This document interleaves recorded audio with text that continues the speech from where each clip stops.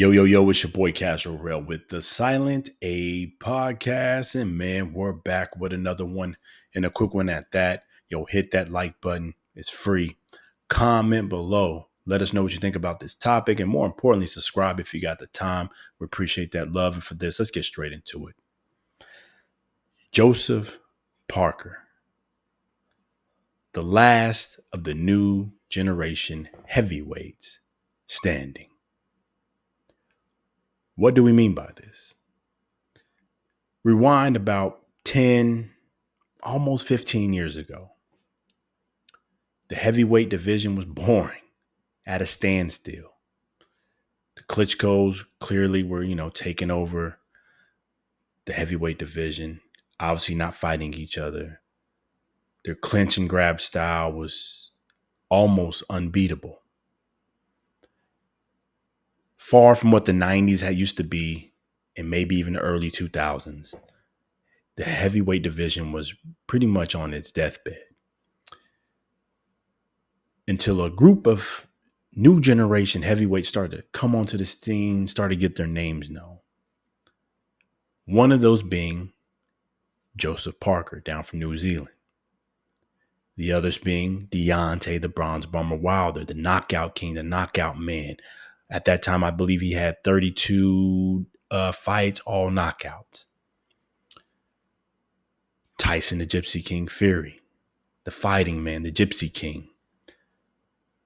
And then you also had, clearly, Anthony AJ Joshua coming off of his gold medal, moving up into the professional ranks, knocking people out, getting a lot of domestic fights and making big fanfare for himself. And then there was also the likes of Andy Ruiz, another great fighter coming up in the ranks who we'll get to in a minute, took on the likes of Joseph Parker early, who Joseph Parker got his first belt from. But let's stop there. These were the big five, right? These were the big five who were starting to turn the heavyweight division around, starting to get some fanfare, getting some notice. And there were some other names floating around who were in the same time frame, same generations, like maybe Bryant Bye-Bye Jennings, Luis King Kong Ortiz, even though he's a little bit older, but he still hit the scene at that time.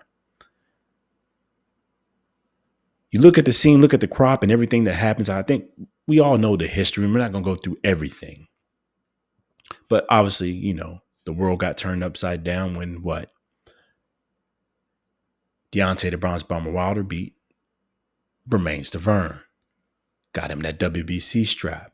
But more importantly, Tyson the Gypsy King Fury upset who? Klitschko in a very boring fight, one of the least punches thrown types of fight, but it was still a victory where he grabbed all the remaining belts. So you had what? 2 champs. Then, Tyson Fury fell into his binge fare. You got it, you name it. Belts went apart. Anthony AJ Joshua ended up with some good scraps, got him some of them belts, unified. Joseph Parker found him in a situation where he's taking on Andy Ruiz down in New Zealand, or actually I might have been Australia at that time. Got them a scrap down under. Close fight, good fight. And Joseph Parker walked out with a scrap. And now you've got the belts scattered, but in the right names, with the right placement in the right hands, because now there's some excitement. Who are these champions going to fight? There was rumors Joseph Parker was going to fight Deontay the Bronze Bomber Wilder. Then Joseph Parker taking on AJ Wilder. Will Tyson Fury come back? And we fast forward and we all know what happened, right? Joseph Parker ended up taking the money fight with Anthony AJ Joshua, a fight that he did, in my opinion, he did decent in. Yes, he did lose. I think it was mainly due to inexperience at that time and, a lot of pressure. He fought over in the UK. That's the backyard for his opponent. You had Deontay the Bronze Bomber Wilder cleaning up his side, still knocking guys out. And then finally, who came back? Tyson the Gypsy King Fury. Now, you might say, yes, Joseph Parker lost his belt to who? Anthony AJ Joshua. So was he technically the first one to fall? We'll get to that. Yes, he was the first one to lose his belt. And technically, Tyson Gypsy King Fury was, due to his own being, his own self, going through his own personal issues at that time. So Tyson Fury fell. Joseph Parker obviously lost to Anthony AJ Joshua, had to go through a rebuild. And then you've got what? Deontay Bronze Bomber Wilder and Anthony AJ Joshua. But then there was a resurgence. Here comes Tyson the Gypsy King Fury. Took on Deontay the Bronze Bomber Wilder. Hell of a trilogy, hell of a scrap. Beat him. Got him done. In the meantime, Anthony A.J. Joshua loses to who? Andy Ruiz, the man who just lost to Joseph Parker previously. In a hell of an upset in New York, his first fight over. Andy Ruiz comes back, gets beat by Anthony A.J. Joshua. We fast forward, and here comes a man called Usyk. Usyk steps in, does what? Beats Anthony A.J. Joshua, beats Tyson the Gypsy King Fury, undisputes. And then who's left? 2025.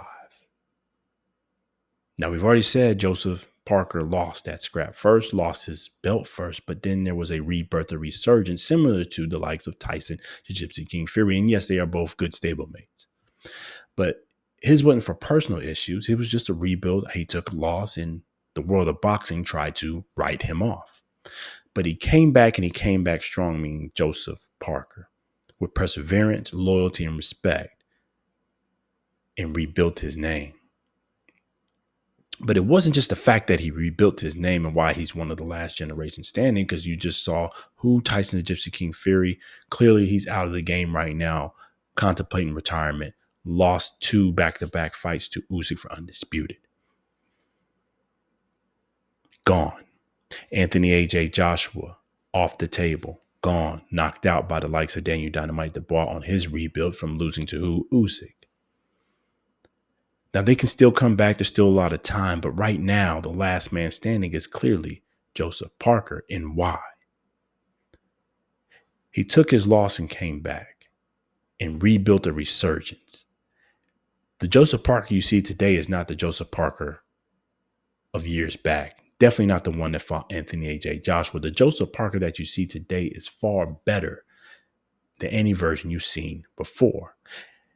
He's one of the last heavyweights standing from his new generation era because he's the only one right now that's actually progressing instead of regressing. He's one of the only ones that's actually still getting better. You can argue Anthony A.J. Joshua was kind of either stagnant or on the decline. Tyson Fury is clearly on the decline, as we saw him getting rocked around by Usyk. I think his chin is gone. I think the Deontay Wilder fights took a lot off of him. And then speaking of Deontay the Bronze Bomber Wilder, I think Zilly Zane Bang finished him up. Now, we already saw Joseph Parker dismantle the Bronze Bomber, who claimed that Joseph Parker ducked him from all those years to take the Anthony A.J. Joshua fight. But because Joseph Parker was actually progressing and Deontay was regressing and going downhill, he picked him apart, outboxed him cleanly. And then Zilly Zane finished him up. Now, Deontay does have a comeback fight this June. I believe it's June 27th. No word from Tyson Gypsy King Fury, still in retirement. And Anthony A.J. Joshua was somewhat training. And Andy Ruiz is just MIA on a milk carton. From all those guys, all those people who came around, I know we've been long-winded on this, but bear with me. From all that new gen that came, that new group, that new talent. And yeah, there's been more names that's come after that. I'm not grouping those guys like the Jared Andersons and so forth. That new gen, that new crop that brought life back into the heavyweight division. Joseph Parker is the only one not just standing, but the only one getting better. Where are they now? If we could do a series, do a thing, where are they now? Yes, Deontay's coming back, but what is he when he comes back?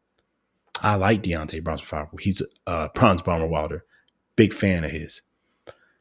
But I'm not too sure what he's got left. I'm not too sure if he can get any better. Joseph Parker is showing how great he actually is, can be, should be. He should be getting the scraps. He actually should be having the Usyk fight. You've seen plenty of videos and breakdowns we've had on this. I just think for whatever reason, not getting his shots at the titles, not getting his get back is the only thing holding him back right now. He's clearly shown he's got the talent. He's shown he's got the skills. He's shown he's got the perseverance. And more importantly, he shows He has the ability to learn and continue to grow in the sport of boxing. Look at his classmates. Look at his stablemates. They've all fought pretty much the same amount of people, but he's the only one that's gotten better and came back, at least in the current time frame. Yes, Tyson Fury had his comeback, did great. Yes, Anthony AJ Joshua had a slight comeback and got knocked back down. I think it's time for Parker to get his shot, get his chance, because he is one of the last names remaining from that era. Yes, Usyk is the king, but he was at the cruiserweight division during that time. To wrap this up, the last of the next generation, Joseph Parker, deserves his respect, deserves his salute. Shout out to that man. I don't think he gets enough credit. But if you look at the history, look at the breakdown, look at the timelines, it's true. He is one of the last heavyweights in his time frame, still standing, one of the former champions, still here, and more importantly, getting better. Hit that comment section. Let us know what you think about the topic. Hit that like button first, man. It's free. And as always, subscribe. If you made it to the end of this video, we appreciate that love. Help us grow quick. Appreciate that love. Until the next time. Peace.